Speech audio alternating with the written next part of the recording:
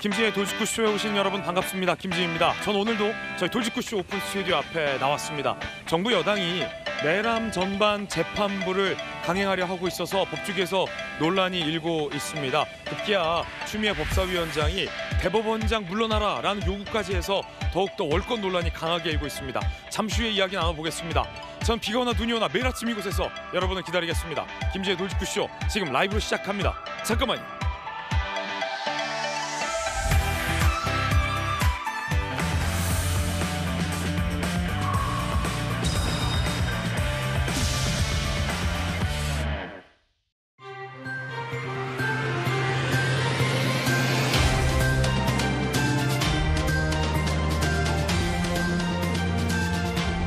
신문 읽어준 남자입니다. 정부 여당이 추진하는 내란 전담 재판부를 두고 법조계에서 논란이 일고 있습니다. 이 특정 사건에 대해서 재판이 마음에 들지 않는다는 이유로 국회가 관여를 해도 되느냐라는 이 법적인 논란이 일고 있는 겁니다. 그 가운데 추미애 법사위원장이 대법원장을 향해서 물러나라라고 얘기해서 더욱 논란입니다. 잠시 후에 이야기 나눠보겠습니다. 오늘 종합신문 4가지 키워드 준비되어 있습니다. 함께 보시죠. 먼저 첫 번째 키워드입니다. 첫 번째 키워드는 뭘까요? 바로 이겁니다. 역전. 조선일보가 오늘 일면에 썼습니다. 자, 이게 좋은 기사일까요? 기분 나쁜 기사일까요? 조선일보 일면 함께 보시죠. 대만은 이제 곧 GDP가 4만 달러를 뚫는다고 합니다. 우리나라는 아직 요원하다는 겁니다. 대만의 국민 1인당 경제력이 역전당할 위기에 처했다라는 이야기가 나오고 있습니다. 1인당 국내 총생산, GDP가 우리나라는 이 박스권에서 헤어나지 못하고 있는데 대만은 뚫고 간다는 겁니다. 22년 만에 대만에 역전당하는 셈입니다. 한때 세계 1위였던 삼성의 반도체가 여러 총수의 국내 사법 리스크에 묶여있는 사이 대만이 이렇게 따라잡았다라는 뼈아픈 분석입니다. 이어서 다음 키워드입니다. 두 번째 키워드는 교착. 경향신문이 오늘 3면에 썼습니다. 교착. 어떤 기사일까요? 함께 보시죠. 미국이 투자 백지수표를 요구했다. 전문가들은 최악된 투자 백지화를 고려해야 한다라고 얘기했습니다. 그런데 자동차와 반도체 등등 미국 시장을 빼고 25% 관세를 안은 채 우리나라의 주요 산업들이 버틸 수 있을까요? 더 많은 전문가들은 홧김에 백지화 고려하자라는 말이 무책임하다는 비판도 나오고 있습니다. 결국은 어려워도 억울해도 정부의 협상 능력에 달린 거다라는 얘기입니다. 이어서 다음 키워드입니다. 세 번째 키워드는 역풍입니다. 한국경제 이면 기사입니다. 미국 안 갈래요. 추방 구금의 관광객 대거 이탈. 이건 미국이 감당해야 할 몫이지요. 여름 성수기에도 미국 예약률이 급감했다고 합니다. 이어서 다음 키워드입니다. 네 번째 키워드는 이겁니다. 유치, 서울경제 21면 기사입니다.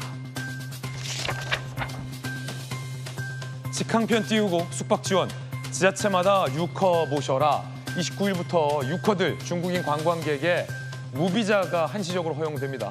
본격 유치 경쟁에 나섰다는 소식입니다. 지금까지 신문 읽어주는 남자였습니다.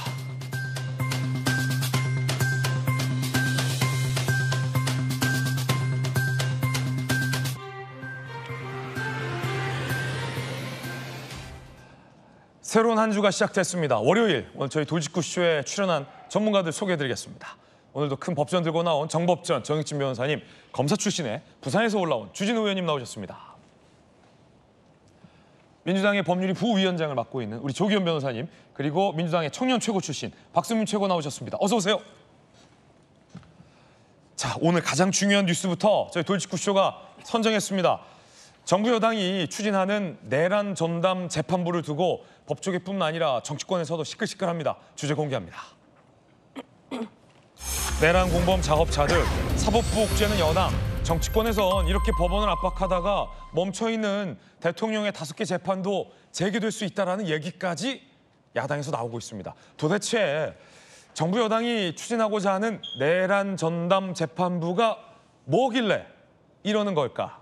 일단 조희대 대법원장 등 사법부는 반발하고 있습니다. 들어보시죠. 사법부가 그 헌신적인 사명을 완수하기 위해서는 무엇보다 재판의 독립이 확고히 보장되어야 합니다.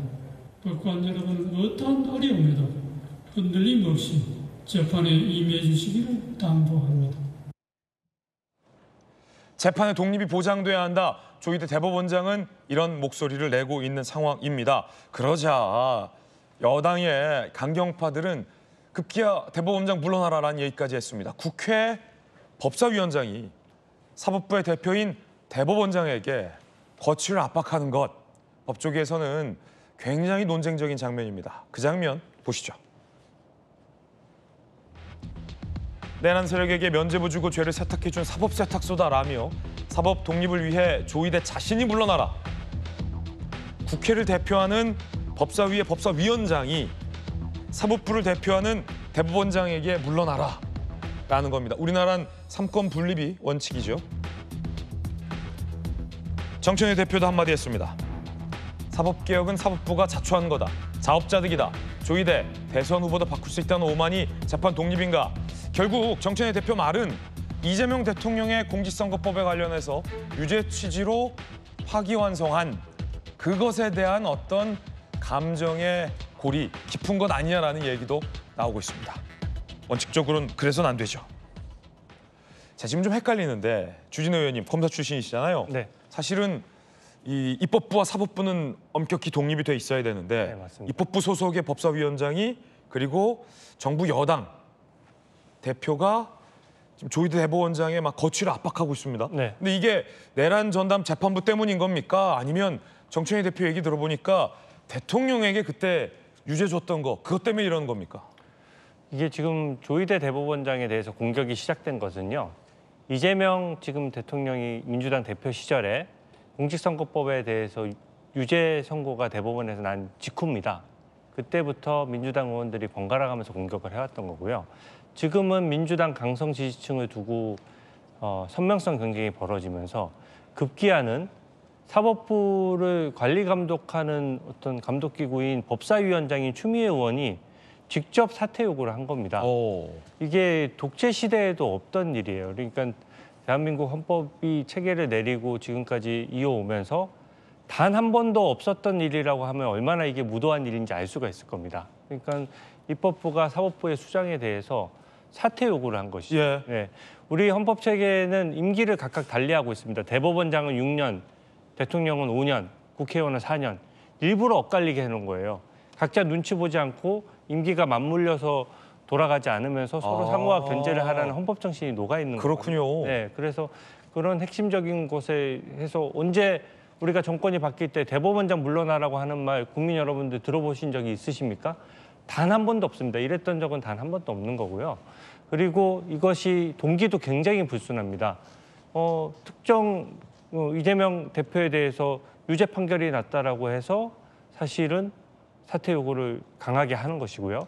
또 반대로 내란 특별재판부 같은 경우에는 전담재판부라고 민주당이 말은 바꿨지만 말장난에 불과하거든요. 사실상 재판부를 민주당이 정하는 것이어서 우리가 인민재판과 똑같다고 하는 것인데 인민재판이요? 네, 그 인민재판식으로 바꾸자고 한 이유가 한덕수 전 총리에 대한 구속영장이 법원에 기각된 바로 다음 날부터 저 주장을 하기 시작한 겁니다.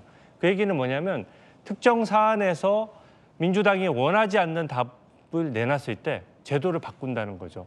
그 정청래 대표의 자업자득이란 말이 굉장히 위험한 말입니다. 그러니까 내 말 듣지 않으면 민주당 뜻대로 하지 않으면 우리가 응징하겠어 이거거든요. 그래서 입법권을 남용해서라도 특정 재판이 마음에 들지 않으면 사법부의 예산을 깎거나 사법부의 제도를 바꾸거나 사법부의 위상을 깎거나 이런 방식으로 갈 수가 있는 것이고 실제 검찰에 대해서도 그 특수활동비 같은 경우는 민생범죄를 위해서 반드시 필요한 건데 말 안 듣는다고 영원으로 만들었잖아요. 그리고 나서 정권을 이재명 정부에서 가져간 이후로는 이재명 정부 청와대부터 대통령실부터 또 검찰까지 특수활동비를 또 다 부활시켰고요. 특검까지도 특수활동비를 다 부활했거든요.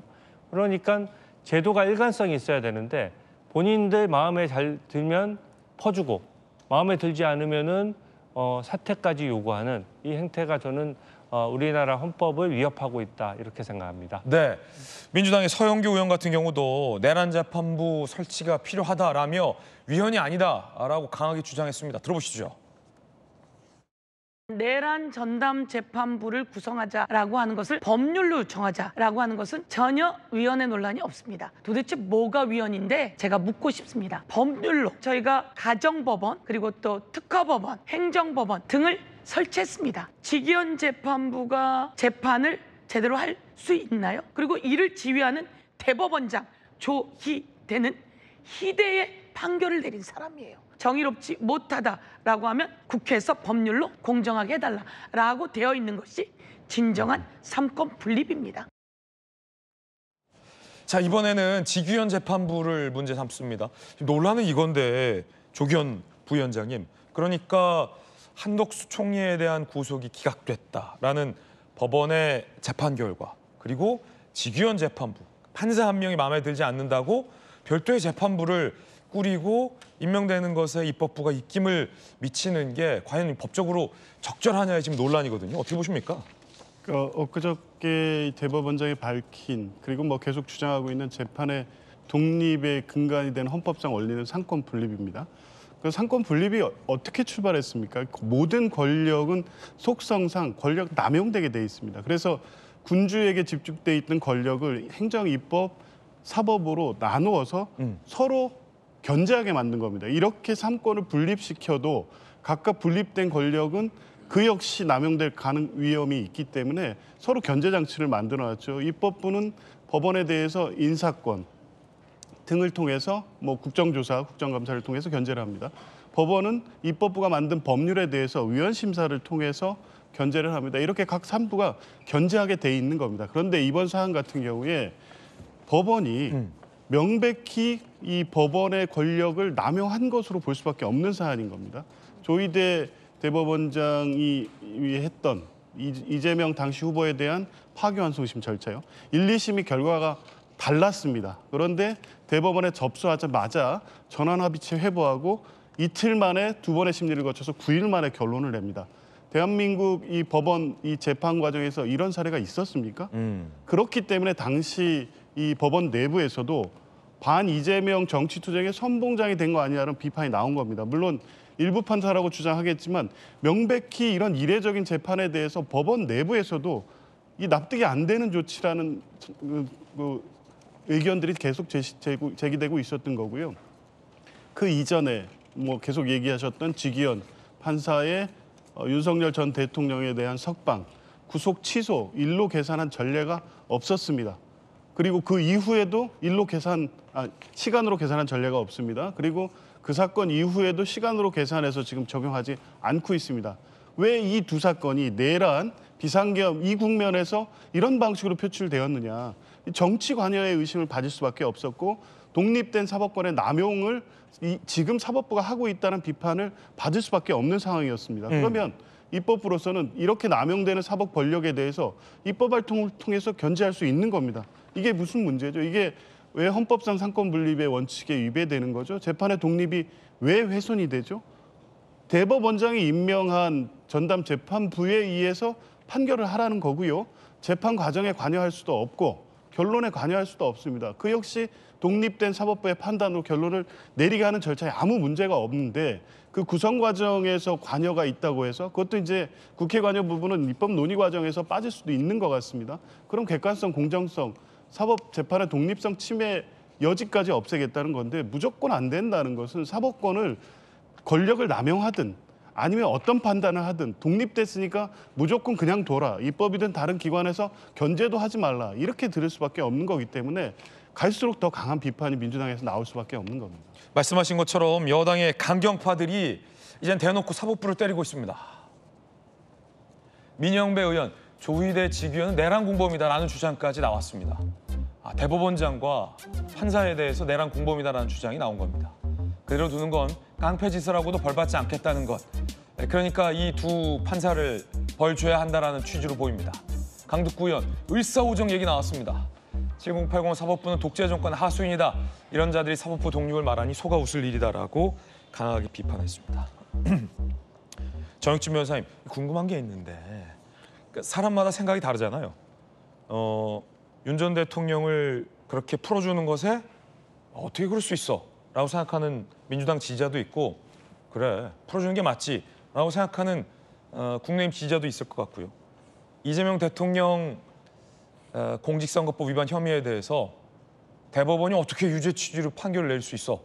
라고 반발하는 국민도 있을 것 같고 그래, 법원이 이제야 제 기능을 하네 라고 찬성하는 국민도 있을 것 같은데 누가 정권을 잡느냐에 따라서 국민들마다 생각을 달리하는 사건에 대해서 우리와 같이 판단을 안 내렸다고 이 대법원장 물러나게 하라라는 이 요구에 대한 지금 논쟁이거든요. 어떻게 보세요?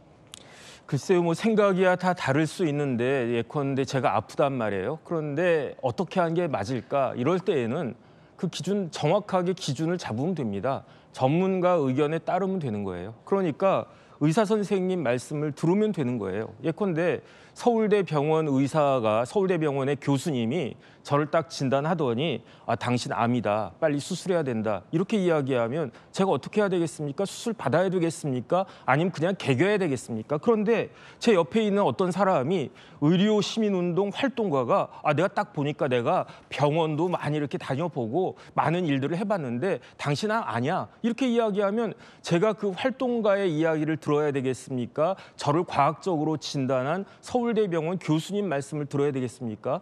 그러면은 그 어떻게 되겠습니까? 그런데 만약에 그 서울대병원 교수라고 하더라도 오진할 수가 있는 거예요. 그런데 다행히 그게 오진이어가지고 암이 아니고 제가 잘 살면 되겠는데 그게 대부분 맞지 않겠습니까? 그런데 암이 이제 확산돼가지고 제가 죽게 됐을 때 그때 왜 내가 그 사람 말을 믿었던가 100번 그 후회를 한다고 한들 그 활동가가 저한테 책임을 지겠습니까?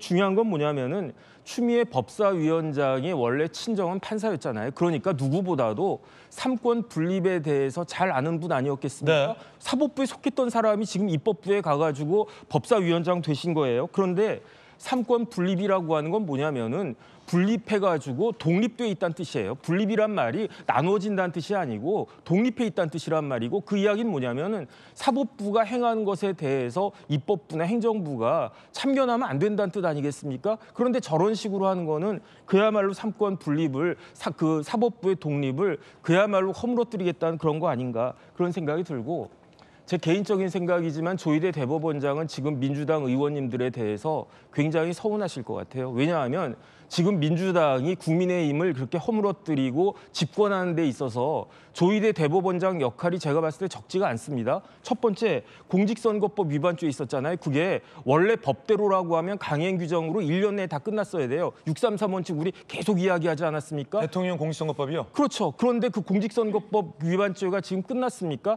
아직도 끝나지 않았어요. 아직도 펜딩되어 있어요. 그런데 왜 그렇게 펜딩이 되어 있습니까? 법원이 자기 일을 똑바로 못했던 거고 그 법원의 수장이 누구였는가? 조희대 아니었습니까? 재판이 정지돼 있다. 그러니까요. 그러니까 민주당 정권이 성립되게 된 가장 큰 공헌자 중에 한 명이 조희대 대법원장인데 다른 사람들도 아니고 추미애 법사위원장부터 시작해가지고 어떻게 조희대 대법원장을 저렇게 공격할 수가 있겠는가. 더 결정적으로는요. 대법원에 그 사건이 올라갔을 때 조희대 대법원장이 대법관들 다 모아놓고 결론 어떻게 했습니까? 파기환송했잖아요. 파기환송되면 지금과 같이 계속 펜딩될 거를 조희대 대법원장이 몰랐겠습니까? 제가 봤을 때 알았을 것 같거든요. 그런데 그렇다라고 하면 조희대 대법원이 만약에 이게 무죄라고 하면 상고 기각을 하든지 아니면 진짜로 유죄라고 생각을 했으면 그때 파기 재판을 하든지 양자 중에 하나를 갖다 택했어야 되는데 결국은 민주당을 위해서 파기 환송해 준 거 아니겠습니까? 결론은 그렇게 났어요. 그런데 어떻게 조희대 대법원장에 대해서 민주당 의원님들이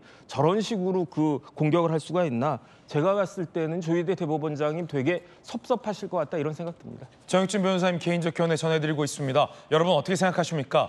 자, 을사오정 얘기 나왔고요. 내란 공범 판사다 이런 얘기까지 나왔습니다. 법조계 반응 보시죠 이번에. 사법부 반응입니다. 사법개혁 반기든 법원장들. 글쎄 이 반기라고 표현해야 될까요? 전국 법원장 42명 모여 7시간 이상 회의했고요. 대법원, 최고법원 구성과 법관 인사제도는 사법권 독립의 핵심 요소. 사법 독립은 반드시 보장돼야 한다. 개선 논의에 사법부 참여가 필수적이다라는 반대 의견을 냈습니다.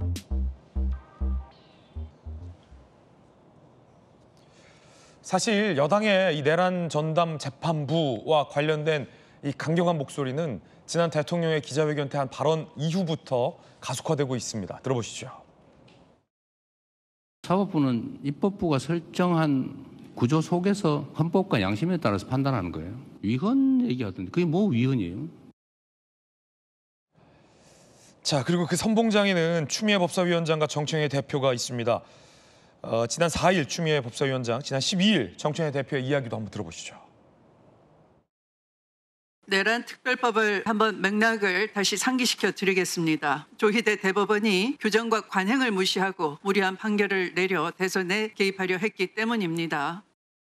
국회 입법상이라는 것을 다시 한번 분명히 말씀드리고 사법부도 헌법을 뛰어넘는 국민의 민주주의를 뛰어넘는 그런 행태를 보인다면 결국은 국회에서 입법을 통해서 그것을 제재할 수 있다라고 저는 생각합니다. 자, 법조계에서는 이런 반박이 나옵니다.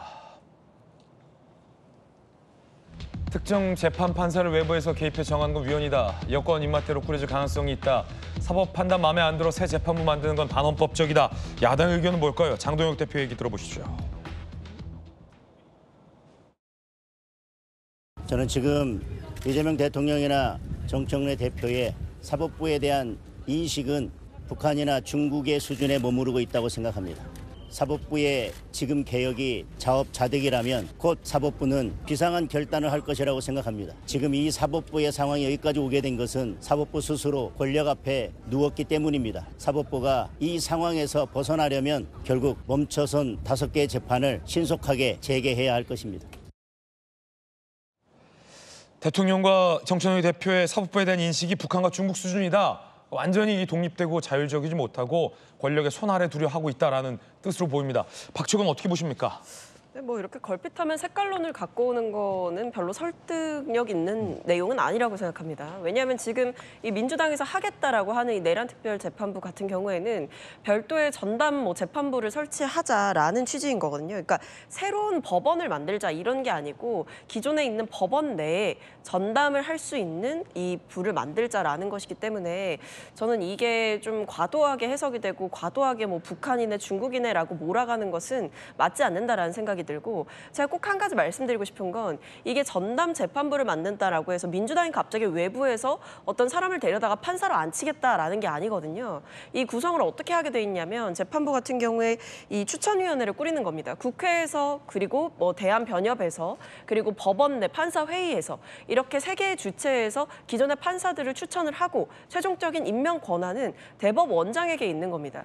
그렇기 때문에 이것을 마치 민주당 입맛대로 판사들을 임명할 수 있다. 그런 어떤 위헌적인 제도다 이렇게 보기도 굉장히 어려운 것인데 이걸 이제 국민의힘 측에서 과하게 반발하는 것은 오히려 설득력 있는 근거를 제시하지 못하고 있다는 방증이다 이렇게 생각이 들고 거기에 더군다나 뭐 멈췄던 5개의 재판을 시행해야 된다. 그러니까 이것도 사실은 이치에 잘 맞지 않는 일인 거죠. 지금 뭐 멀쩡하게 직무를 수행하고 있는 대통령이 그럼 재판받으러 불려 다녀야 된다는 건지 그리고 이 대통령이 됨과 동시에 직무가 시작됨과 동시에 이 형사상의 소출을 받지 아니할 권리가 생기지 않습니까? 근데 그 부분에 대해서 이 국민의힘 측에서 대통령이어도 그럼 그것을 이제 포기하고 뭔가 재판을 받으러 끌려다녀야 된다라고 주장을 하고 싶은 건지 그렇게 됐을 때 나라가 정상적으로 돌아갈 수 있다고 생각하는 건지 묻지 않을 수가 없습니다. 네, 지금 논쟁이 되고 있는 건 이 삼권 분립 그리고 이 대법원의 이거 한국 사법부의 3심 체계가 있는데 이 기존의 체계와 별도로 전담 재판부를 꾸리자.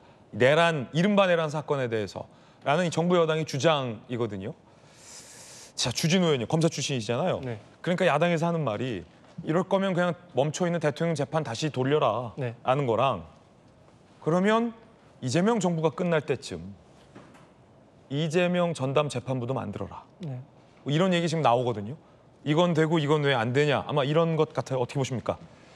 가사 전담 재판부랑 지금 이런 내란 전담 재판부는 완전히 차원이 다른 겁니다. 가사나 지적재산권 같은 건 전문 분야가 있다 보니까 재판부를 따로 구성하지만 그 재판부조차도 그냥 사법부가 알아서 구성하는 거예요. 외부 권력기관이나 외부에서 재판부 구성을 하질 않습니다. 현재는요. 국민 누구나 재판을 받을 때 무작위로 전산 배당을 합니다. 네네. 내가 재판받을 재판부를 고를 수가 없는 거죠. 근데 저기 발상에는 뭔가 정치 권력이 관여해서 재판부를 알아서 정하겠다는 뜻이 되거든요. 그러니까 내가 마음에 안 드는 사람을 탄압하거나 어떤 수사나 재판의 결론을 정해놓고 할 때도 재판에서 재판부를 입맛에 맞는 사람을 구성할 수 있는 거고요. 추천하게끔 뭐 입김을 준다. 네. 그리고 지금 말씀하셨던 것처럼 반대도 가능합니다. 이재명 대통령에 대한 재판은 언젠간 재개돼서 지금 진행되게 되어 있거든요. 근데 그 불리한 재판을 했을 때 그 불리한 재판 한 재판부에 대해서도 바꿔서 1심에서 불리한 판단이 나왔다. 그러면 2심에는 입법권만 있으면 재판부를 따로 만들어서 전담 재판부로. 네, 유리한 재판을 또 할 수가 있는 거죠. 그래서 그렇게 되면 재판 결과를 민주당이 그냥 결론을 내는 택이에요. 지금 뭐 내란과 관련해서도 빨리 처벌하라라고 하는 게 보통 수사와 재판에 대해서는 입법권이 관여하지 않거든요. 무죄 추정 원칙이 적용되지 않습니까? 재판은 재판대로 들어가야 되는데 거기에 대해서 결론을 정해놓고 빨리 하라고 하니까 문제가 되는 거고요. 이것이 단순히 어떤 색깔론이 아니라 중국 제도랑 똑같은 겁니다. 중국은 공산당에 직속돼 있는 위원회가 인민재판원, 인민검찰원, 공안국, 수사국, 경찰서까지 다 관장해요. 그래서 복잡한 미로도처럼 만들어서 그 위원회에 있는 사람들이 당에 충성하는 차원에서 특정 재판에 관여하기 때문에 그 재판에 관여하면서 반대파를 숙청하는 데도 쓰이고 또 본인 편을 봐주는 데도 쓰이는 겁니다. 그래서 이 제도는 전례를 찾기 힘들어요. 몇십 년 전에 미얀마가 한번 했었다는 정도 있지 않습니까? 그러니까 대한민국에서 이걸 한다는 거는 솔직히 국제사회의 망신이 되기도 하는 거고요. 그 재판 재개 문제도 그렇습니다. 대통령이 되면 하던 재판을 멈춰야 되느냐 하는 거에 대해서 헌법학계에서도 의견이 분분할 정도예요. 근데 지금은 현재 재판부들이 결론을 내려서 재판을 정지했지 않습니까? 근데 인사이동이 있으면 1년 뒤에도 다음 재판부가 들어섭니다. 현재 이 부분에 대해서 대법원의 결정이 있는 것이 아니기 때문에 다음 재판부가 들어서면 얼마든지 법리에 대해서 다른 생각을 할 수 있는 거예요. 왜냐하면 지금은 이 각기 재판부가 각각 스스로 판단을 해서 재판을 멈춰놓은 상황이기 때문에. 네. 그래서 저는 좀 아쉬운 것이 5개 재판부가 다 똑같은 판단을 했다는 게 조금 아쉽습니다. 왜냐하면 분명히 법조계의 의견이 양분되다시피 돼 있고 오히려 재판을 멈추지 않는다고 보는 것이 이제 다수설인데 그럼에도 불구하고 5개 재판부가 그냥 통일되게 결정을 해버렸거든요. 어느 재판부라도 하나 재개하게 된다면 저는 그 재판 재개에 대해서 뭐 당사자가 다투더라도 최고법원인 대법원의 결정으로서 결정할 필요가 있다라고 보고 재판이 재개돼서 대법원의 결론을 보는 게 중요하고요. 이 대법원 결정도 지금 14명의 대법관이 있지 않습니까? 13분의 대법관이 결론 내렸던 거고 공직선거법도 유죄 취지로 했던 게 2명의 재판관 외에는 다 결론이 동일했던 거예요. 근데 오히려 2심 재판부에서 무죄를 선고했던 것이 사실은 잘못된 판결이었지만 그렇다고 해서 2심 재판부에 대해서 물러나라고 한다든지 더 이상 재판을 못하게 한다든지 그렇게 하지 않지 않습니까? 반대로? 네, 반대로. 오히려 무죄 선고를 만약에 그때 안 내렸고 그 순리대로 유죄 판결을 했다면 이재명 지금 대통령 시대는 없었겠죠. 그럼에도 불구하고 사법부의 독립은 우리 국민의힘의 마음에 들지 않는 판단이라고 하더라도 존중할 수밖에 없는 것이 법치주의이기 때문에 저는 이 부분은 중국, 북한식의 법치주의 위협이 분명히 있다. 그렇게 좀 단정적으로 말씀드릴 수 있습니다. 네, 주진우 의원님 개인 견해도 전해드렸습니다. 대통령에게 유죄를 주었던 그 대법원장에게 정부 여당의 칼끝이 향하고 있습니다. 이 이야기는 향후에 이어지는 이슈에서도 계속될 것 같습니다. 자, 이번엔 저희가 준비한 다음 순서입니다. 뜨거운 사람들, 핫피플 3인방을 저희들이 선정했습니다. 함께 보시죠. 오늘의 핫피플 3. 첫 번째 주인공은 한동훈 전 대표인데 특검이 한동훈 전 대표를 강제로 법원에 세우려 해서 논란이 일고 있습니다. 함께 보시죠. 내란 특검이에요. 세계 특검 중 내란 특검. 서울중앙지법 특검에 한동훈 전 대표 공판전 증인신문 요청 인용. 오는 23일 진행할 예정 내란 특검. 한동훈 불출석 시 구인하겠다. 그러자 한동훈 전 대표 누구보다 계엄 해제에 앞장섰다. 구인장 발부할 테면 하라라고 얘기하고 있습니다. 정치권에선 한동훈 전 대표를 향한 이 특검의 강제 구인이 이른바 정치적 함정이다라는 비판과 논란도 일고 있습니다. 나가자니 같은 진영에서 배신자 소리를 들을 게 뻔하고 안 나가자니 강제 구인 가능성을 특검은 얘기하고 있다는 겁니다. 한동훈 전 대표 입장 들어보시죠. 민주당이 지난 8월, 9월부터 아주 구체적이고 근거 있는 확신이라고 주장하면서 민주당의 핵심 인사들이 계엄을 알고 있었던 것처럼 주장했거든요. 김민석 의원도 당시 지금 총리도 확신할 만한 근거다라고 말씀하셨고 이재명 대통령 당시 대표도 저와 회담할 때 이렇게 얘기했어요. 이건 그냥 풍문 수준이 아니라 뭔가 구체적이고 합리적인 근거를 갖고 있었다 보는 게 맞지 않겠습니까? 어느 정도까지 알고 있는지를 이제 밝혀야 합니다. 제가 만약 민주당이고 그런 근거가 있었다면 저는 그걸 다 공개했을 겁니다. 왜냐하면 계엄을 막기 위해서요. 그렇지 않습니까? 특검에게 제가 이런 말씀을 드립니다. 계엄에 대해서 저는 충분히 다 말했고 특검은 저에게 더 들을 것은 없을 거예요. 그렇지만 민주당에게 더 들을 것이 많이 남아있다. 조기현 부위원장님, 한동훈 전 대표는 안 나간다라는 입장인데 특검은 강제 구인 얘기도 나와요. 어떻게 보세요? 이 절차는 기소 전 증인 신문이라고 해서요. 아직, 증인인 거예요? 예, 기소 전 증인으로 부른 거죠. 참고인 신문으로 진행하던가요? 참고인? 예. 공판적 증인 신문 절차입니다. 네. 그러니까 이건 특검이 그냥 주장을 하는 게 아니라 그냥 있는 주장 말고 법정에서 증거로서 진술을 받을 필요가 있다는 법원의 판단에 의한 겁니다. 응해야 됩니다. 응할 의무가 있는 거고요. 특히 한동훈 전 대표 검사셨잖아요. 그래서 본인이 이 관련돼서 이미 뭐 지금 인터뷰에서도 내가 충분히 다 얘기했고 책에도 써놨다 이렇게 얘기하시는데 지금까지 언론이나 SNS를 통해서 계엄 관련돼서 했던 얘기들, 책에 쓴 내용들 증거 안 된다는 거 그거 모르시지 않지 않습니까? 그럼에도 불구하고 법원이 증인신문 절차를 개시했다는 것은 반드시 한동훈 전 대표가 출석해서 진술을 해야 될 필요가 있다고 인정한 겁니다. 아, 이건 강제성이 띄어진 거예요? 그렇죠. 안 나가면 법원에 의한 절차이기 때문에 강제 구인이 가능합니다. 그런 모습까지 보여야 되겠습니까? 더군다나 한동훈 전 대표 지난 정권에서 법무장관 하시면서 이 정치 관련된 여러 사건들에서 법 앞에 평등 원칙 얼마나 말씀하셨습니까? 왜 본인은 지금 예외라고 주장을 하고 있는 거죠? 왜 그런 주장을 하시는지 모르겠습니다. 지금까지 주장과 전부 다 모순되는 주장을 하면서 지금 나가지 않겠다는 건데 본인의 지금까지 살아온 삶을 스스로 부정하는 지금 발언을 하시고 있는 거다라는 말씀을 드리고 싶고요. 정치적으로 여러 복잡한 속내가 있을 수 있습니다만 지금까지 말씀하신 것처럼 계엄 해제를 위해서 본인이 굉장히 큰 역할을 했다. 그걸 법원에서 증언을 통해서 입증해 주신다고 하면 그것이 실제 내란 사건의 실체를 규명하고 법적 책임을 묻는 데까지 있어서 실질적 기여를 지금 하시는 게 맞습니다. 그때 당일날 12월 3일날 해제 표결에 있었다는 것 하나만으로 책임을 당했다 이렇게 주장하기 어려운 거죠. 저는 당연히 응하시는 게 맞습니다. 특검이 이제 강제력 언급한 대목도 지금 논란이 일고 있는데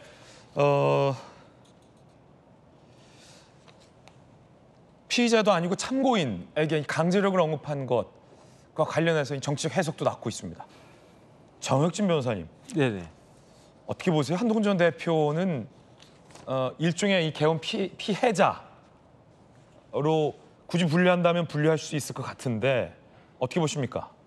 글쎄요, 뭐 계엄의 피해자는 대부분의 국민들이 계엄의 피해자 아니겠습니까? 저도 피해자라고 생각하는데요. 그런데 중요한 건 뭐냐면은 결국은 그 공판전 증인신문 기일에 증인으로서 나아갈지 여부에 대해서는 한동훈 대표가 알아서 본인이 판단할 문제인 것 같고요. 그다음에 예컨대 제가 재판에 증인으로 나와라 그랬을 때 나가기 싫은 사람이 꼭 나가야 되겠습니까? 그거는 본인 마음이고요. 네. 그런데 판단의 주체는 누구한테 더 있느냐? 저한테도 판단권이 있지만 더 중요한 건 재판장한테 있거든요. 이 재판에 있어서 꼭 필요한 사람이다라고 하면은 판사가, 재판장이 증인을 강제할 수 있고요. 어떤 방식으로 강제할 수 있느냐? 첫 번째는 과태료를 부과할 수 있습니다. 그래서 저희가 재판하는 과정 가운데 이런저런 사유로 증인을 채택을 시켰는데 채택된 증인이 안 나오면 그러면 과태료 부과되는 경우는 굉장히 많이 봤고요. 그다음에 과태료를 부과받았음에도 불구하고 나 돈 많다, 나 나가지 않겠다. 이재명 대통령도 안 나갔던 거 제가 기억나거든요. 그렇다라고 하면 어떻게 할 수 있느냐. 그다음에는 감치를 할 수 있어요. 감치할 수 있고 마지막에는 제가 형사소송법 다시 한번 찾아봤더니 152조에 정당한 사유 없이 소환에 응하지 않은 증인에 대해서는 법원이 구인할 수 있다 이렇게 규정을 했는데 제가 위 형사소송법 규정을 다시 한번 찾아봤냐면은 이런 적은 제가 단 한 번도 없었기 때문에 과연 규정이 있는지 없는지 확인해야 되겠다 싶어가지고 찾아봤더니 규정은 있더라고요. 그런데 뭐 과연 중앙지방법원이 첫 번째 한동훈 전 대표가 증인으로 나갈지 안 나갈지 봐야 될 것 같고 안 나간다라고 했을 때 과연 정말로 이례적으로 거의 예가 없는 유례가 없는 그러한 증인에 대한 강제 구인을 중앙지방법원이 할지 여부에 대해서는 또 지켜봐야 되는 것이 아닌가 싶습니다. 이 논란이 될 수밖에 없는 게 이재명 대통령도 대장동 일당의 배임 사건 재판에 증인으로 소환됐지만 5번이나 출석하지 않았고 법원이 결국 증인 신문을 포기한 바 있습니다. 특검은 한동훈 전 대표에 대해서 안 나오면 강제력으로 구인할 수 있다는 것까지 시사를 해서 지금 논란인 겁니다. 오늘 주요 사설도 갈렸어요. 동아일보 사설은 한동훈 전 대표가 나가야 된다라고 썼고 조선일보 사설은 계엄 피해자 한동훈 법정 세운다는 건 정치보복이다라고 나갈 필요 없다라고 썼거든요. 검사 출신 주인호 의원님과 또 정치권에 있는 박승민 최고위원도 궁금합니다. 네. 일단 이 민주당이 정한 특검이기 때문에 정치적으로 과연 독립해서 제대로 수사하고 있느냐 이걸 좀 되짚어 볼 필요가 있습니다. 지금 민주당의 프레임대로 사실은 수사가 진행되는 거거든요. 민주당 프레임의 핵심이 뭡니까? 내란이라고 완전히 그 프레임을 씌워놓고 비상계엄 해제 표결에 참여하지 않으면은 곧 내란이다. 또 참여하지 않도록 조직적으로 방해했다. 이런 거거든요. 계엄 해제를 왜 빨리 안 했느냐 이런 프레임이에요. 근데 하나 좀 핵심적으로 짚어볼 부분은 우원식 국회의장이 이미 비상계엄 해제를 그 표결로서 가결할 수 있는 150석이 넘었는데도 한참 시간을 끌었어요. 이재명 그 대표를 당시 기다렸다? 예, 제가 증인입니다. 저도 그 안에 있었거든요. 그래서 표결에 빨리 참여해서 뭐 인명피해가 있으면 안 되기 때문에 신속히 표결을 하자라고 하는데 시간을 계속 끌었어요. 그러면 그게 지금 현재 보면은 이재명 대표가 그 당시 어디 숨어 있다가 그게 그 본회의장에 들어올 시간을 벌어줬다는 거거든요. 그러면 인명피해를 막기 위해서 신속히 계엄을 해제해야 되는 그 공익적인 필요성과 민주당 대표가 참여함으로써 정치적인 어떤 수혜를 입어야 된다라는 그 어떤 정략적인 이익이 충돌한 겁니다. 그랬을 때 우원식 의장이 선택한 방법은 민주당 출신이다 보니까 기다렸어요. 한참을 기다렸습니다. 그 사이에 어떤 그 위험성은 국민들이 감수했던 거거든요. 정치적 이벤트 때문에 이재명 이 대표를 기다린 건 아니냐. 네, 150석이 넘었으면은 이재명 대표가 들어오기 전에도 바로 가결했으면 됐어요. 네네.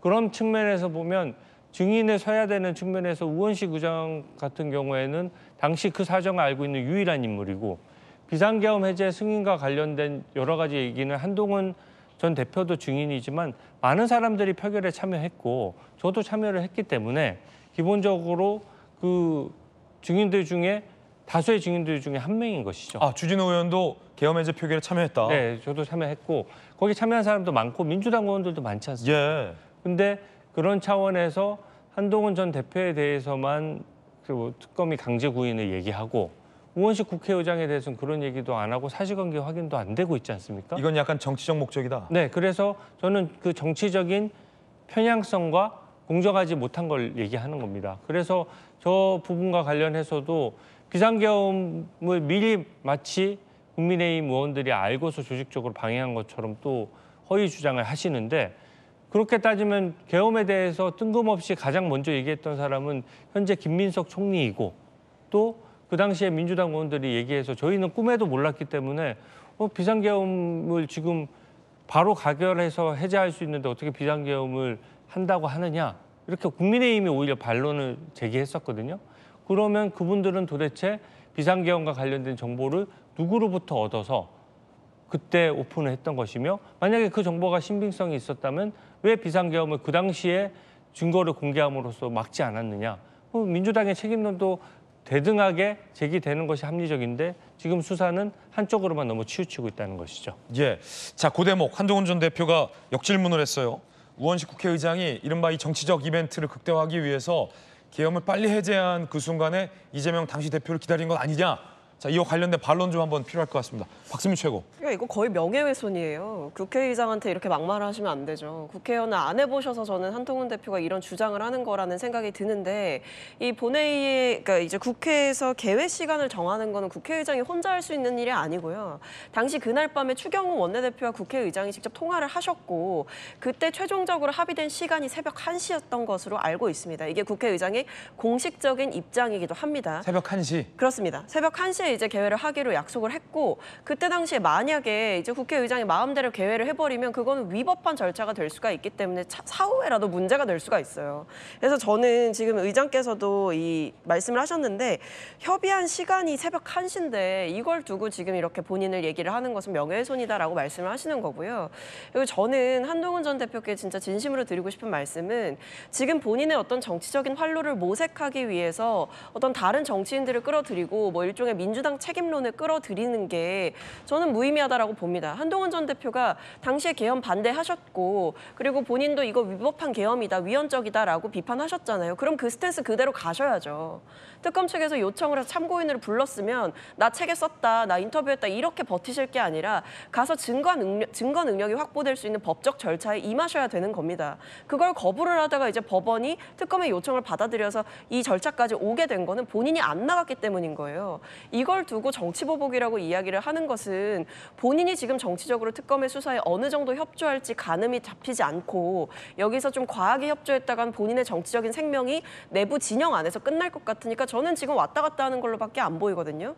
위법하고 불법적인 계엄이었고 당시 한동훈 대표도 직접 추경호 원내대표랑 의견이 엇갈렸잖아요. 본인은 계속 비서실장 통해서 지금 당장 국회로 와달라 했는데 추경호 원내대표 그때 뭐 했습니까? 당사로 오라 했다가 국회로 오라 했다가 이거 계속 바꿨잖아요. 그럼 그 부분에 대해서 본인의 주장을 끝까지 밀고 나가고 싶다면 저는 이 절차에 응하지 않을 이유가 없다. 오히려 정치보복을 얘기하는 것은 지금 와서 좀 비겁한 처사가 아닌가 싶습니다. 네.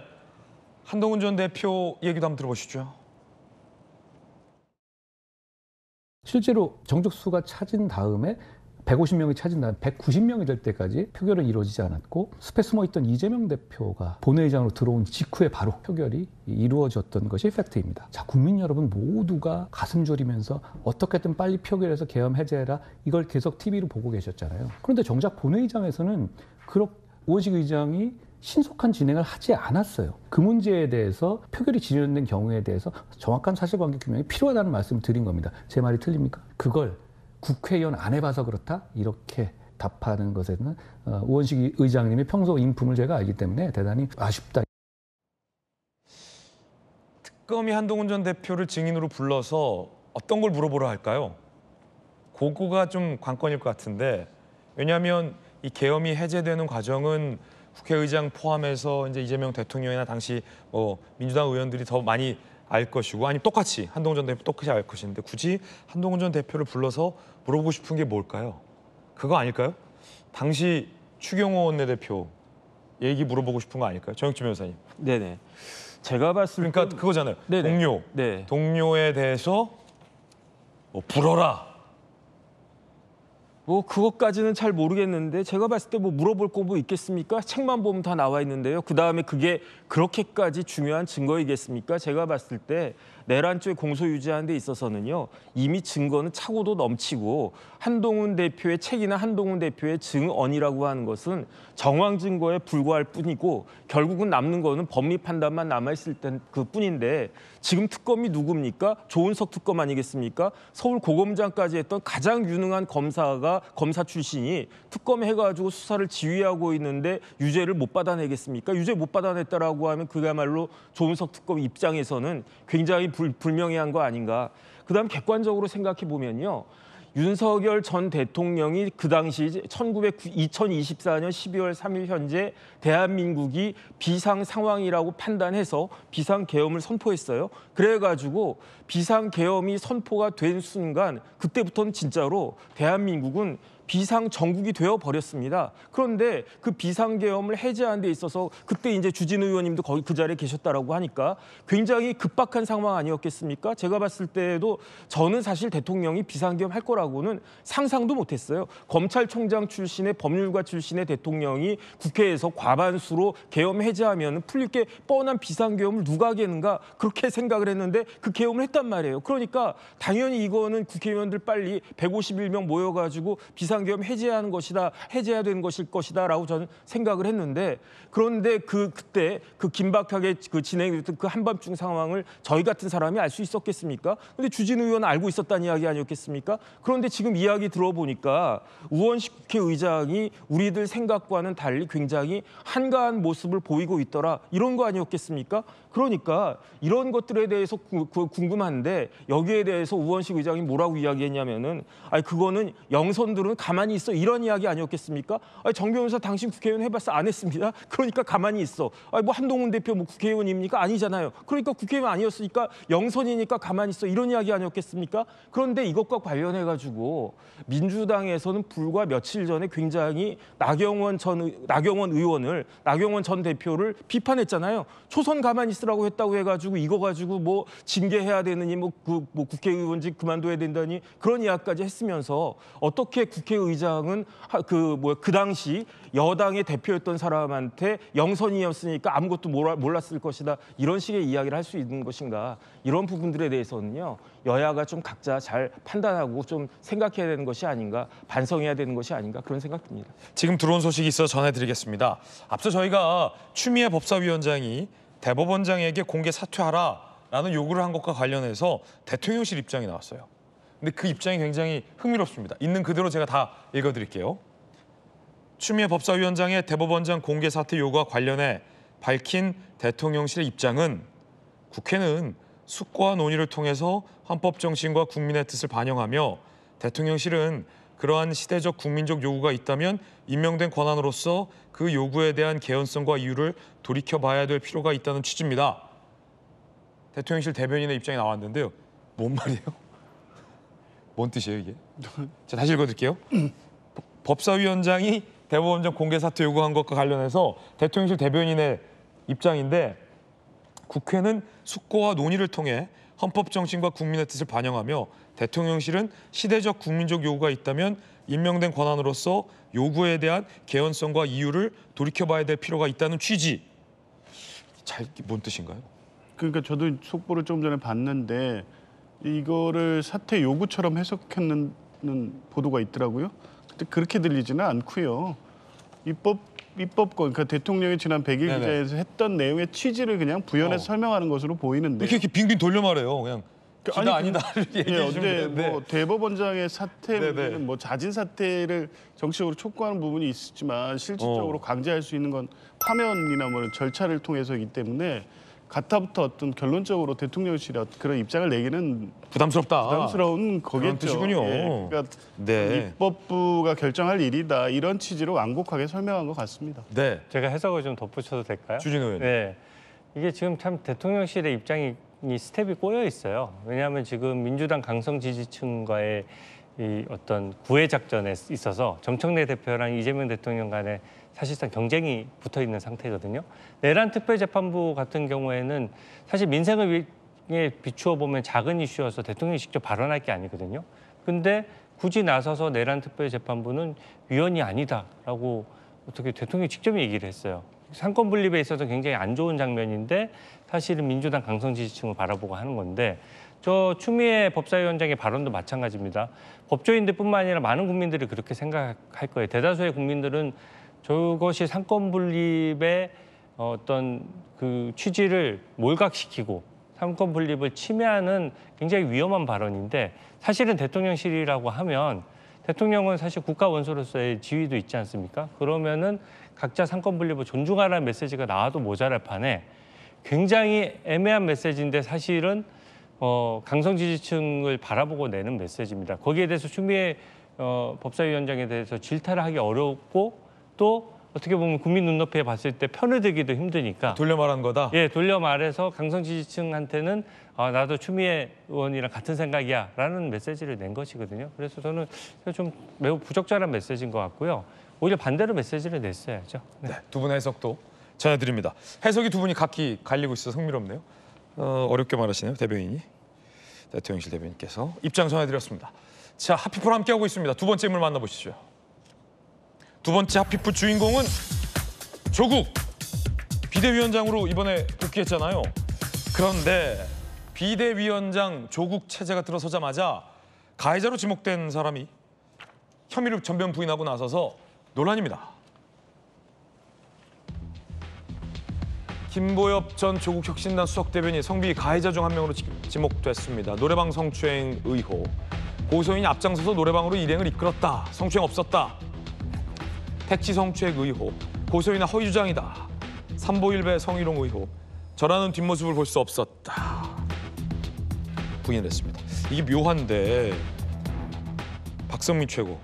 피해자는 피해 사실을 폭로하면서 조국 전 대표도 소용없었다라며 울면서 탈당을 했고 지도부는 해당 혐의에 대해서 인정을 했기 때문에 사과했는데 그걸로도 안 되니까 사퇴한 거 아닙니까? 그래서 들어선 게 조국 비대위 체제인데 조국 비대위 체제가 들어서자마자 가해자 중 한 명은 내가 무슨 성희롱을 했냐? 라며 혐의를 부인합니다.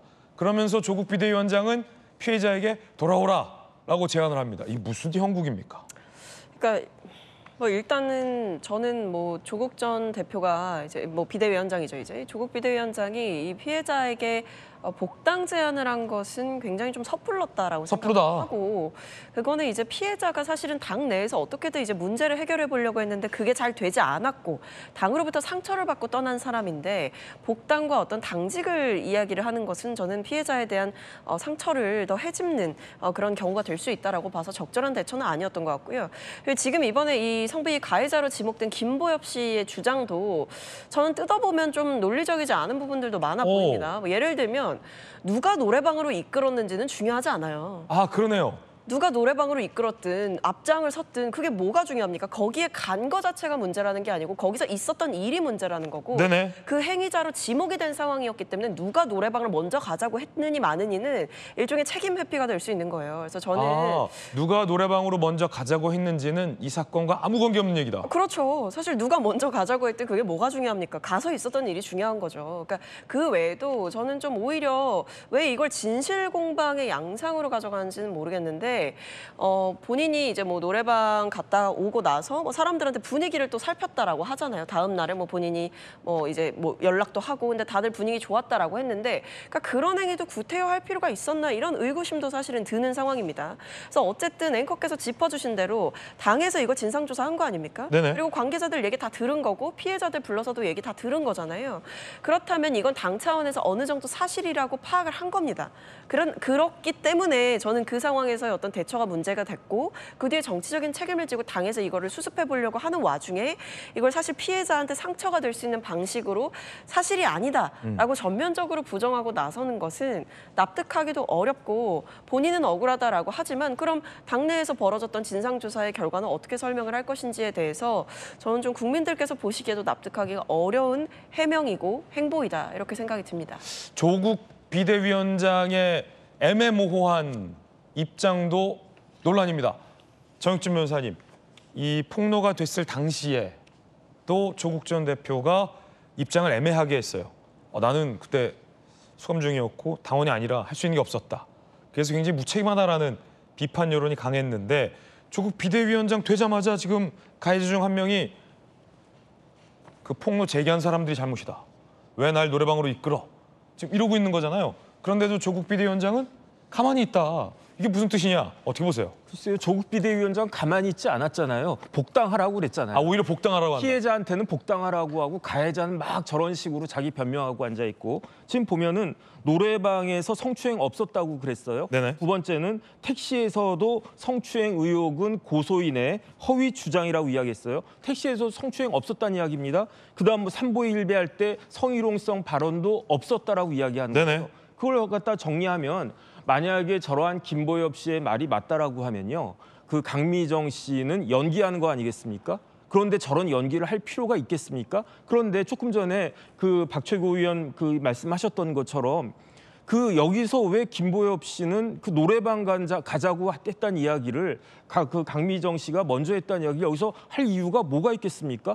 뭐 먼저 노래방 가자라고 했으면 나중에 뭐 성추행 당했거나 그런 일이 있어도 괜찮다는 그런 이야기 그런 뉘앙스로 읽히지 않습니까? 예컨대 제가 빵집 갔다고 그러면 제가 다 빵값 내야 되는 겁니까? 말이 안 되는 그런 이야기를 저는 한 것 같고요.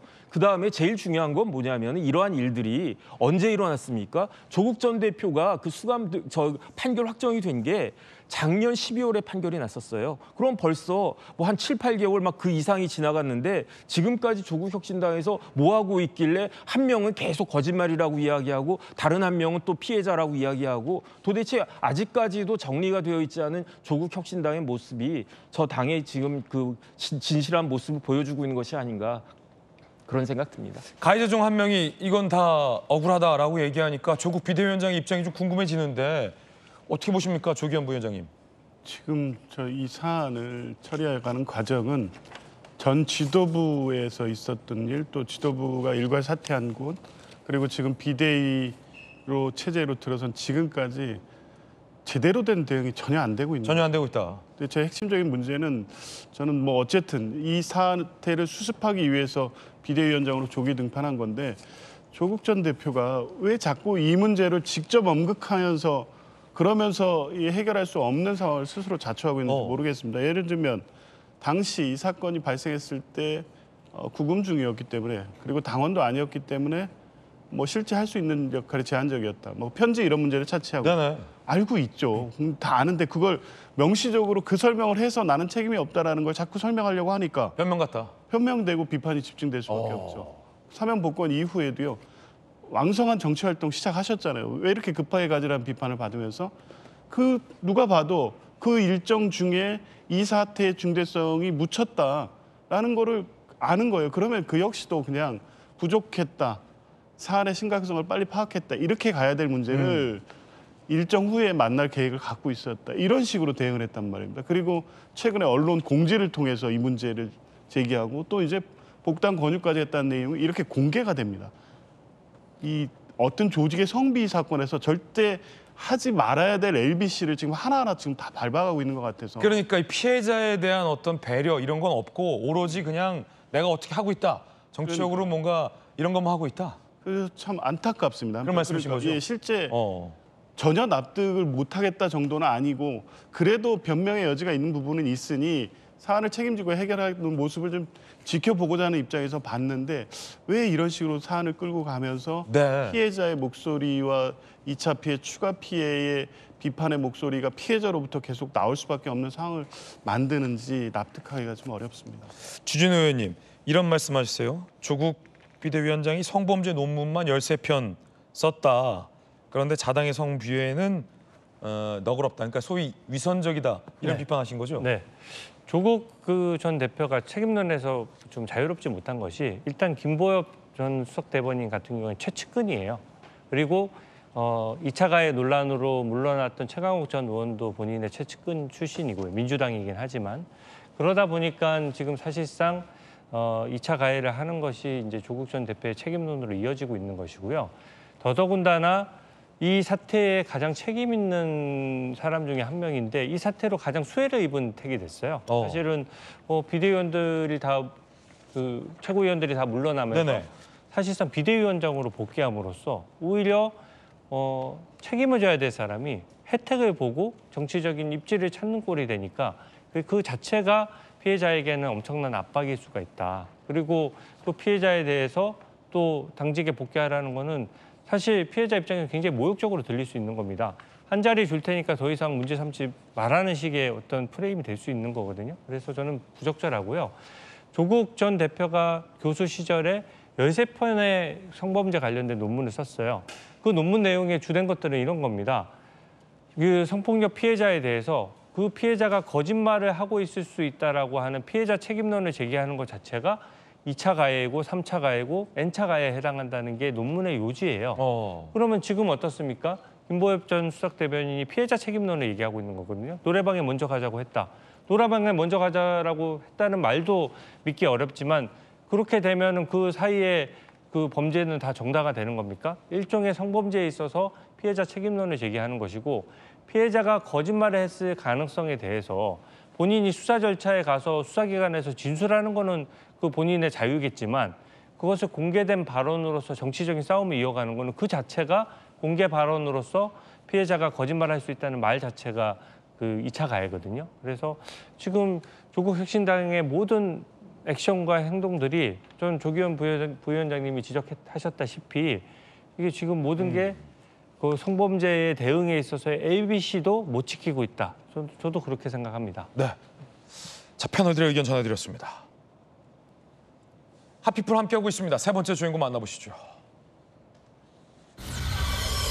안타깝게 이 피격된 찰리 커크를 암살한 용의자가 붙잡혔습니다. 22살의 타일러 로빈슨입니다. 자, 찰리 커크는 트럼프 대통령의 최측근이자 동시에 미국을 대표하는 이 대표적인 청년 보수 인사였습니다. 토론회 중 총격으로 살해당했습니다. 단 한 발의 총알로 살해당했어요. 범인을 잡았는데 용의자는 현지 시간 11일 밤 10시에 체포됐고요. 타일러 로빈슨, 22살의 타일러 로빈슨이었습니다. 대학 입학 시험 상위 1%의 수재였다고 합니다. 부친의 자수 권유 거부하자 지인을 통해 신고가 이루어졌다고 합니다. 타일러 로빈슨이 대학교 당시 최우수 성적 장학금 수혜자로 선정 당시의 장면도 있습니다. 들어보시죠. Congratulations, you have been selected to receive the Resident Presidential Scholarship from Utah State University. The value of this scholarship is approximately $32,000. This scholarship is available for 4 years or 8 semesters. 찰리 커크의 피격 사건은 미국의 독한 이 극단적인 정치 분열, 양상과 이것이 폭력으로 번진 그리고 얼룩진 사태의 어떤 단면을 보여줍니다. 자, 정혁주 변호사님, 지금 용의자가 붙잡혔는데 조용했던 모범생이었다. 그런데 알고 봤더니 내면은 이 정치적인 어떤 극단주의에 아주 깊이 빠져 있었던 그런 용의자가 아니었냐라는 분석이 나와요, 미 현지에서도. 글쎄요, 뭐 공부 잘하고 머리 좋은 것하고 그냥 일반적인 상식을 갖는 것하고는 조금 차이가 있는 것이 아닌가 그런 생각이 들고요. 저희가 유타주 아니겠습니까? 유타는 이제 몰몬 교도들이 많이 살고 있는 곳이고 아마 그 지금 그 피의자의 그 부모님들도 몰몬교 교도라고 제가 읽어봤던 것 같아요. 그런데 굉장히 머리가 좋고 총명하니까 유타 대학이 아니라 훨씬 더 좋은 그 이른바 많이 알려진 그런 아이비리그나 그런 대학도 갈 수 있었을 텐데 아마 부모님 영향 따라가지고 유타 대학으로 진학하려고 했었던 것 같은데 그런데 머리는 좋았지만 자신감이 별로 없었던 그러한 사람이었다라고 지금 기사가 나온 것 같고 그러다 보니 자기만의 생각에 빠져들어서 그래가지고 찰리 커크를 굉장히 파시스트로 몰고 갔고 파시스트이니까 완전히 이제 뭐 처형돼야 된다. 그 처형할 사람이 없으니까 내가 나서야 된다. 이런 그 논리를 갖게 된 것이 아닌가 저는 개인적으로 그런 생각이 들고요. 그 로빈슨을 갖다가 보면서 누가 생각이 났냐면은 라스코니코프가 생각이 나요. 죄와벌에서 내가 응징해야 된다. 어떻게 보면 사회적 병리 현상 중에 하나가 아닌가 저는 어쨌든 그런 생각이 들고 다시 한번 찰리 커크의 그 평화나 안식을 빌겠습니다. 예, 박선민 최고. 이게 어떤 경우라도 이런 이 극단적인 폭력은 용인될 수 없다라는 게 사실은 이 국제적인 상식이에요. 어떻게 보십니까? 네, 그렇습니다. 뭐 이게 어쨌든 어떤 정치적인 색깔과 성향과 무관하게 어떤 피격이 사실은 있었던 거지 않습니까? 그래서 이게 암살을 했다라는 행위 자체는 뭐 정치적인 뭐 평가를 떠나서 용인될 수가 없는 것이기 때문에 뭐 지금 이 부분에 대해서 이제 구체적인 배경이나 동기 이런 부분을 좀 살펴보고 있는 상황인 것 같아요. 그래서 정치적인 과몰입이 이제 범죄까지 이르는 게 아닌가. 근데 저는 뭐 이 상황에서 이 암살범이 어떤 사람인지, 그러니까 어떤 뭐 성적이 어땠고 장학금을 받았고 이건 전혀 중요한 문제가 아닌 것 같고 오히려 이제 이 시대에서 어떤 정치의 극단화라든지 양극화라든지 이런 부분들이 어떻게 범죄로까지 이어지느냐 여기에 좀 더 초점을 맞춰야 되지 않을까. 어떤 개인의 서사라던가 암살범이 가지고 있는 어떤 가정적인 배경 혹은 뭐 사회적인 배경 이런 것들을 집중하다 보면 오히려 좀 본질이 흐려질 수도 있다라는 우려는 듭니다. 예. 자, 이번엔 저희가 준비한 다음 소식입니다. 지난 2021년 사망한 전두환 전 대통령, 지난 4년간 장지를 찾지 못해 화장한 유해를 연희동 자택에 임시 보관을 해왔는데요. 결국 유족들이 자택 마당에 안장하는 방안을 검토하고 있다고 합니다. 그 이유는 뭘까요? 송진섭 기자가 취재했습니다. 서울 연희동 전두환 전 대통령 자택. 현재 이순자 여사가 머무르는 걸로 전해집니다. 그런데 유족들이 전 대통령 유해를 자택 마당에 안장하는 방안을 검토 중인 걸로 파악됐습니다. 지난 2021년 전 대통령 사망 직후 유족들은 고인의 뜻을 공개했습니다. 화장해서 풍력장이 보이는 곳에 뿌려달라고도 하셨습니다. 하지만 최근까지 이 계획은 이행되지 못했습니다. 2년 전 경기 파주시의 장지를 가계약했지만 주민 반발로 없던 일이 됐습니다. 전 대통령은 생전에 내란죄 유죄를 선고받아 국립묘지 안장도 불가합니다. 결국 연희동 자택 마당을 장지로 검토하는 상황이 된 겁니다. 전 대통령 측 관계자는 유해는 사망 이후 보관함에 담겨 줄곧 자택에 임시 보관해왔다며 4년간 제대로 된 장지를 못 구해 유족과 측근들이 안타까워하고 있다고 말했습니다.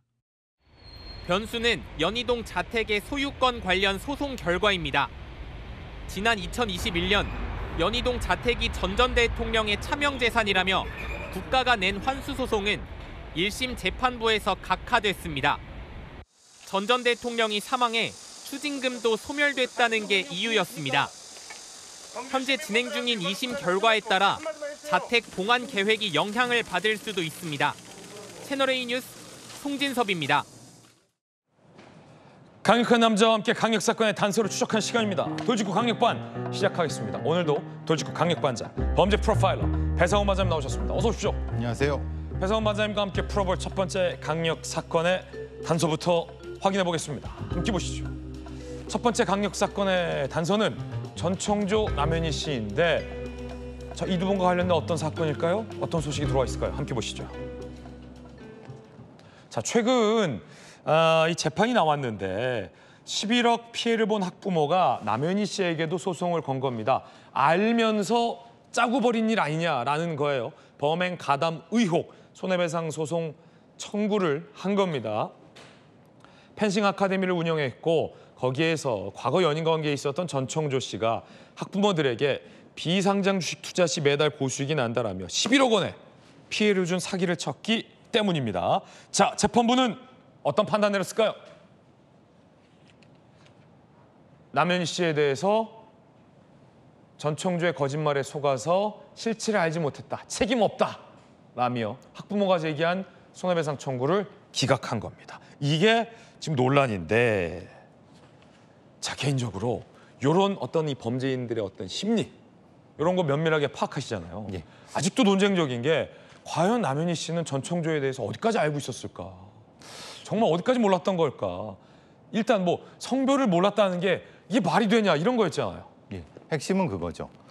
전청조의 사기를 어느 정도까지 인지하고 있었는가. 그렇죠. 핵심적인 거. 근데 이제 개인에 대한 것과 그의 재산 이 두 부분이 좀 분리되는 부분이 있을 수 있고요. 또 이것은 지금 왜냐하면 이게 재벌 3세라는 것 자체가 문제가 아니라 이게 숨겨진 재벌 3세라는 겁니다. 아하. 그러니까 그냥 노출된 재벌 3세라고 하면은 재벌 3세라고 돈인데 이게 숨겨진 거라고 하면 돈과 연결이 안 될 수 있다. 이게 사실은 재판 중에서 논란이 될 수 있거든요. 왜냐하면 이것은 투자할 수 있는 어떤 피해자들의 저 사람의 투자에 대한 관련된 심리를 어떻게 이끌어내느냐. 그러니까 전청조가 그것을 교묘하게 이끌어냈느냐. 아니면은 사실은 남현희 씨도 그거를 어느 정도 알고 있었느냐. 이게 지금 법리적으로 핵심적인 부분인데 형사적으로는 사실은 공범이나 방조법은 아닙니다. 이미 판결이 났고요. 문제는 민사적으로. 그러니까 민사적으로 저 피해자분이 얼마나 억울하시겠습니까? 아, 형사는 이미 판결이 끝났군요. 이미 끝나고 이제 민사 부분이거든요. 민사에서는 어느 정도까지가 좀 가능하면은 근데 이제 문제는 그게 전청조의 진술에 따라 달라질 수 있습니다. 그러니까 전청조한테 물어보는 거죠. 너는 남현희 씨를 어느 정도까지 이렇게 했느냐라고 하면 전청조가 어떻게 얘기를 할까요? 사실 그게 좀 논란이 될 수 있습니다. 이게 말하자면 객관적인 증거가 없을 경우에는 범인한테 이걸 물어야 되는데 범인이 다른 어떤 생각을 가지고 진술할 때 이게 문제가 될 수 있는 논란의 여지는 바로 여기에 있는 겁니다. 그러니까 객관적인 사실만 있다고 하면 이건 논란의 여지가 되지는 않습니다. 근데 그게 없는 상황에서 이제 문제는 재판부는 그걸 판단하는데 저렇게 일종의 추정할 수밖에 없는 상황이죠. 그렇군요. 일단 1심 판단에 따르면 남현희 씨도 속았다. 예, 속았다. 전청조의 정체를 알지 못했다라는 거거든요. 남현희 씨 얘기 한번 들어보시죠. 2023년 10월 발언입니다. 혼란스럽고요. 억울하고요.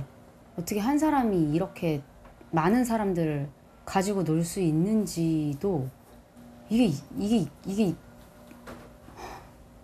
현실이 맞나 싶기도 하고요. 운동선수로만 20몇 년을 살다 보니 제가 이런 부분에 대해서 좀 무지한 게 많았던 것 같아요. 정말 죄송하게 생각하고 저도 너무나 안타깝고 황당하고. 남현희 씨 입장을 충분히 설명해 드리면 남현희 씨도 피해자라는 겁니다. 몰랐다는 겁니다. 나도 인생과 시간과 어떤 명예와 관련된 피해를 전청조에게 당했다는 건데 전청조에게 사기를 당한 피해자분들의 마음은 좀 답답할 것 같기도 한 게 현실인데 연인 관계였다는데 어떻게 성별을 포함해서 모를 수 있느냐라는 거죠. 그렇죠. 동성인데 네. 어떻게 남성으로 인지를 하느냐라는 것이 핵심적인 부분이거든요. 그러니까 그것도 알았을 것이라고 하면은 당연히 어느 정도 방조했을 수 있다라고 하는 것이 피해자 쪽의 주장인 겁니다. 성별을 알았다면 저 사람의 실체도 사기꾼이라는 걸 당연히 알았을 것이다. 알면서도 그냥 묵인했다라는 것이 피해자 쪽의 주장이고 네. 일견 타당해 보일 수도 있습니다. 근데 문제는 핵심적으로 증명을 어떻게 했느냐의 문제입니다. 예. 그러니까 그건 전청조의 마음이나 남현희 마음속으로 들어가 볼 수는 없지 않습니까? 예. 그러니까 어떤 형태의 어떤 이 진술을 중심으로 한다고 하면 그래서 이제 문제가 그겁니다. 전청조의 진술을 중심으로 이루어지는 유명인 사칭 사기의 범인 중심의 진술을 재판을 이렇게 유지하는 것이 맞느냐? 아니면 피해자 쪽에 어느 정도의 조사권을 줘갖고 조금 더 나가는 것이 맞느냐가 이게 사법 시스템 자체에 대한 문제도 조금 있을 수 있습니다. 지금 상태로. 네. 왜냐하면 너무 억울하지 않습니까? 네. 피해자들은. 남현희 씨는 이 성별 포함해서 속았다. 다 몰랐다는 겁니다. 예, 라고 현재 주장을 하고 있는 상황이고요. 형사 사건에서는 이 남현희 씨와 관련된 어떤 가담성도 없는 걸로 현재는 결론이 났다라는 말씀도 드립니다. 전청조의 얘기 한번 들어보시죠. 2023년 10월 발언입니다. 남현희 씨 주유금 갚아주고 남현희 씨 차 사주고 남현희 씨 딸에게도 용돈 이렇게 쓰이기도 했고 남현희 씨 어머님한테 배달 용돈 드렸고 남현희 씨 명품 이런 것들 카드값 내주고. 물론 이건 전청조의 주장이에요. 예. 그러니까 말하자면 이게 공동 수익자라는 의미입니다. 나랑 같이 수익을 같이 얻었지 않느냐. 그러니까 전청조에게는 수익을 같이 얻었는데 왜 공범이 아닐 수 없지 않느냐 이런 얘기인 거죠, 말하자면은. 그런데 문제는 이 정도로 가스라이팅이 될 수 있다라고 하는 것이 남현희 씨 쪽의 주장입니다. 그렇죠. 그렇기 때문에 재판부는 그걸 인정한 거고요. 숨겨진 재벌 3세로 남현희 씨는 믿고 있었다. 예. 자, 라는 재판부 1심 판단 나옵니다. 2심, 3심 어떻게 되는지도 한번 지켜보겠습니다. 강력 사건 함께하고 있습니다. 두 번째 강력 사건 만나보시죠. 단서는 뭘까요? 여기 누워 계시면 안 되는데요. 횡단보도 같은데요. 저 아침 저녁으로 날 추워서 입 돌아가요. 목숨 걸고 도로에 누워서 전화하는 여성. 온라인 커뮤니티 지난달 28일 밤 12시 57분 제보자 전주 한옥마을 횡단보도에 누워있는 여성분이 계세요. 목숨 걸고 누워서 전화합니다. 그러자 누리꾼들 술 먹은 거 아닐까? 저렇게 있으면 운전자가 못 본다. 저러다 사고 나면 운전자만 불쌍하다 등등의 비판적인 여론이 많습니다. 영상도 있군요. 보시죠, 영상. 지금 누워 있어요. 누워 계시고 전화 통화를 하는 듯한 그런 장면인데 아마도 약주를 하신 게 아닐까라고 추측이 됩니다. 왜냐하면 약주를 안 하셨으면 저렇게 계실 리가 없을 테니까 말이죠. 이거 저러다 사고 나면 큰일 나요. 예, 맞습니다. 그 가을쯤에 이제 시골 어르신들이 고추를 도로에 말리가 그러다가 거기서 약주 한잔 하시다가 그냥 주무실 사갖고 사고 나는 경우가 종종 있었어요. 요새는 그런 경우가 없습니다. 왜냐하면 워낙 그런 걸 계도를 많이 해갖고. 근데 그런 경우는 없는데 저렇게 술 드시고 이제 그 밤에 여름에 저렇게 하시는 분들이 가끔 있는 것 같습니다. 교통방해죄가 성립이 될 수 있고요. 교통방해죄요? 예. 물론 형량은 높지 않습니다만은 문제는 문제의 핵심은 저겁니다. 저분이 문제가 아니라 저분을 못 보고 교통사고를 낸 그런 경우가 있을 수 있죠. 그런 실제 사례가 있습니다. 함께 보시죠. 자, 도로 위에 취객 사고 시 처벌. 2023년에 60대 운전자 도로에 누운 취객 사망 사고. 근데 무죄. 재판부 전방주시 의무 안전의무 위반 아니다. 그런데 작년에는 50대 외국인 운전자 취객을 차로 밟고 도주 사망 사고 유죄가 나왔다는 거예요. 그러니까 이제 말하자면 핵심은 그거죠. 주의 의무, 안전 주의 의무가 이게 이제 도로에서 정상적으로 주행을 하고 있을 때냐. 거기에 이제 사각지대로 못 볼 수 있는데라고 하면 무죄가 난 거고 충분히 볼 수 있다고 하면은 그 유죄가 난 부분이거든요. 그러니까 이 안전주시 의무도 그 부분이 적용이 될 수 있는 거고, 근데 저 부분은 이제 그냥 누워 있는 거죠. 누워 있는 거잖아요. 그리고 가로등도 없는 경우가 사각지대에 있을 수 있거든요. 네네. 그럴 때는 어떻게 하느냐, 너무 억울한 거 아니냐 말하자면 그 운전자도 그런 부분이 있습니다. 아직은 이제 여러 케이스가 섞여 있는 상태입니다. 그렇군요. 이걸 스텔스 보행자 이렇게 소위 얘기를 하는 거예요. 안 보인다는 거예요. 왜냐하면 요즘 이제 차들이 커지고 또 반대로 운전석은 좀 낮아져서 승차감 때문에 이 차 본넷이 안 보여요. 가리는 경우가 굉장히 많거든요. 사각이 많아지죠. 네네. 그 사각이 오른쪽 사각이 발생할 수 있기 때문에 분명히 그 보행자분들께서도 상당히 조심하셔야 됩니다. 절대 이거는 뭐 자기가 차를 상대할 수는 없습니다. 당연히 그러니까 그건 조심하셔야 됩니다. 당연히. 조심해야 된다는 말씀 거듭드려도 부족하지 않습니다. 강력 사건 함께하고 있습니다. 이번엔 세 번째 강력 사건 단서를 확인해 보겠습니다. 경찰은 못 구한 경찰. 이거 안타까운 사건일 것 같은데요. 일단 함께 보시죠. 자, 이재석 경사 사건 안타깝습니다. 누구 보낼까 물었지만 지난 11일 고 이재석 경사 현장 도착 후 새벽 2시 42분이에요. 팀장이 누구 좀 보내줄까라고 물었다는 거예요. 그러자 2시 43분, 1분 만에 고 이재석 경사가 필요할 것 같긴 합니다라고 답변했다는 거예요. 숙직자 깨워서 같이 대응시킬까 어떻게 생각해? 라고 물었다는 거죠, 팀장은. 그러자 이재석 경사가 뭘 또 깨워요? 라는 취재 같아요. 우리 발목까지 왔는데 일단 가보겠다라고 답변을 했다는 겁니다. 새벽 2시 54분 구명조끼 벗어서 이탈시키겠다라고 답변이 왔고요. 팀장은 56분에 지금 물이 어느 정도냐라고 물었고요. 고 이재석 경사가 허리 정도다라고 답변을 했다는 겁니다. 그리고 3시 6분에 통신이 두절됐고 3시 27분에 드론의 마지막 모습이 포착됐고 오전 9시 41분에 심정지 상태로 발견이 됐습니다. 당시 6명이나 근무하고 있었다고 합니다. 유족들은 억울할 것 같아요. 상황을 보니까 휩쓸리기 전까지 30여 분 동안 멀쩡히 통신을 하고 있었다는 거예요. 신속한 지원이 이루어졌다면 이런 일 없었을 것이다. 영흥 파출소에 당시 6명이나 근무하고 있었고 4명은 야간 휴게 시간, 1명은 사무실 상주, 이재석 경사 홀로 출동했다. 2인 1조 출동 규칙도 위반했다. 이 팀장이라고 고 이재석 경사가 안타깝게 돌아가실 줄 알았겠냐마는 이 비극적인 결론을 알고 보니 유족 입장에서 너무나도 황당하고 기가 차단 거죠. 기본적으로 이제 안전에 관해서는 과할 정도로 집중해야 됩니다. 6명이나 근무하고 있었는데. 그렇죠. 4명은 숙식 안쪽에 있었고 팀장은 상황실에 있었는 상황에서 왜 그러면 본인은 보고를 하지 않고 본인이 안전 여부를 판단해 갖고 했느냐. 현장에 출동하는 그 직원은 되도록이면 거기 숙직하는 분을 불편을 끼치지 않도록 얘기할 수밖에 없습니다. 그럼요. 그러면 팀장은 그걸 판단을 내려야죠. 아니야, 이거는 같이 해야 돼. 내가 책임질게. 아니면 그럼 내가 갈게. 하나 깨워서 대기요. 그러니까 이 팀장 얘기 그거잖아요. 깨워서 보낸다는 얘기잖아요. 그러면 팀원을 여기다 두고 자기가 출동할 수는 없었을까요? 이게 말하자면 이 상황은 제가 보기엔 팀장이 뭔가를 숨기는 것 같은 느낌이 분명히 들어서 그래서 좀 전에 사실은 그 네 분이 뭐 일종의 양심선언 같은 걸 했거든요. 그러니까 팀장이 없던 압박이 있었다 이런 얘기까지 나오면서 팀장에 대한 조사가 좀 필요할 거라고 생각을 하고요. 기본적으로는 보고하지 않은 것 그리고 추가 인원 투입하지 않은 것 두 부분은 어떻게 됐든 책임을 져야 될 부분입니다. 아니 이 CCTV 영상을 볼 때마다 가슴이 아픕니다. 충분히 고 이재석 경장이 아까운 목숨을 희생되지 않을 충분한 기회가 있었는데 여기까지 올라오고 있었는데 거기서 다 보고 있잖아요. 그럼 그때 왜 판단 못했냐 이 말이에요. 빨리 투입했으면 되는데. 배상원 반장님의 말씀이 우리 경찰들 새겨 들어야 될 것 같습니다. 안타까운 소식까지 들어봤습니다. 강력반이었습니다. 감사합니다. 감사합니다. 다음 소식입니다. 앉아서 세계 속으로 시작하겠습니다. 첫 번째 여행지는요. 네팔로 가보겠습니다. 출발하시죠.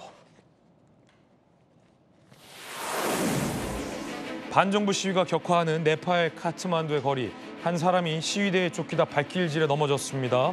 결국 속옷만 입은 채 사지에 들려 어디론가 끌려가더니 머리에 헬멧을 쓴 채로 강에서 시위대를 피해 도망치는 모습까지 카메라에 담겼습니다. 시위대에 쫓기는 이 남성 바로 비슈누 프라사드 파우델 네팔 재무부 장관입니다. 시위대가 이렇게 분노한 이유는 뭘까? 지난 5일 네팔 정부가 가짜뉴스 확산 방지를 명분으로 인스타그램, X 등 26개 소셜미디어의 접속을 차단하자 이에 반발한 젊은이들을 중심으로 Z세대 반정부 시위가 격화한 겁니다. 청년 측은 이번 조치가 표현의 자유를 억압한 것이며 부패 권력을 유지하려는 시도라며 거세게 반발을 했습니다. 결국 네팔 대통령 혼란 수습을 위해 하원을 해산하고 내년 3월 총선을 치르는 것으로 결정했습니다. 더 이상의 인명피해가 없도록 혼란이 수습되길 바랍니다. 자, 두 번째 여행지로 가보겠습니다. 이번엔 스위스로 가보죠. 스위스의 시계 브랜드 스와치가 최근 발매한 한정판 손목시계입니다. 시계를 뒤집어 찬 듯 3이 있어야 할 자리에는 9가, 9가 있어야 할 자리에는 3이. 불량품 같은 이 시계, 알고 보니 미국 트럼프 대통령을 풍자하는 시계라고 합니다. 3과 9의 의미는 뭘까? 바로 지난달 초 미국이 스위스에 매긴 관세율 39%를 풍자한 것이라고. 시계 가격은 우리 돈으로 약 24만 원, 스위스에서만 단기간 판매된다고 하는데 스와치 측은요, 미국이 스위스에 대한 관세를 변경한 즉시 해당 시계 판매를 멈출 것이다 라는 입장도 내놓았습니다. 현재 해당 시계 주문량이 많아서 배송 지연 상태라고 합니다. 스위스 정부는 최근 미국 정부와 관세 인하 협상 추진 중에 있는데요. 시계 구매로 협상에도 영향을 줄 수 있다면 일석이조 쇼핑이 될 것 같습니다. 추후 협상 결과도 흥미롭게 지켜봐야겠습니다. 앉아서 세계 속으로 함께하고 있습니다. 이번엔 인도로 가보겠습니다. 화려한 조명이 가득한 인도의 까르나타카의 한 축제 현장. 사람들이 음악에 맞춰 춤을 추고 있습니다. 그런데 갑자기 대형 트럭 한 대가 돌진하며 축제 참가자들을 그대로 덮칩니다. 한순간에 아수라장이 된 축제 현장. 다른 방향에서 찍힌 사고 당시 영상을 살펴보면요. 도로 한쪽을 막고 축제가 진행되는데 트럭이 앞에서 온 오토바이를 피하려다 중심을 잃고서 중앙 분리대를 받고 넘어온 겁니다. 이 사고로 현재까지 최소 9명이 사망하고요. 22명이 부상을 입은 것으로 전해졌습니다. 트럭 운전사 사고 당시 음주 상태는 아니었다고 합니다. 당국의 신속한 조사가 필요해 보입니다. 지금까지 앉아서 세계 속으로 했습니다. 저희들은 60초 광고 보고 돌아오겠습니다. 잠시 후에 뵙죠. 네, 오늘 저희가 준비한 소식 모두 다 전해드렸습니다. 잠시 후 아래 주소에서 김진의 더 라방 시작됩니다. 잠시 후에 뵙겠습니다. 오늘 하루는 분명 어제보다 나을 겁니다. 좋은 하루 되십시오. 고맙습니다.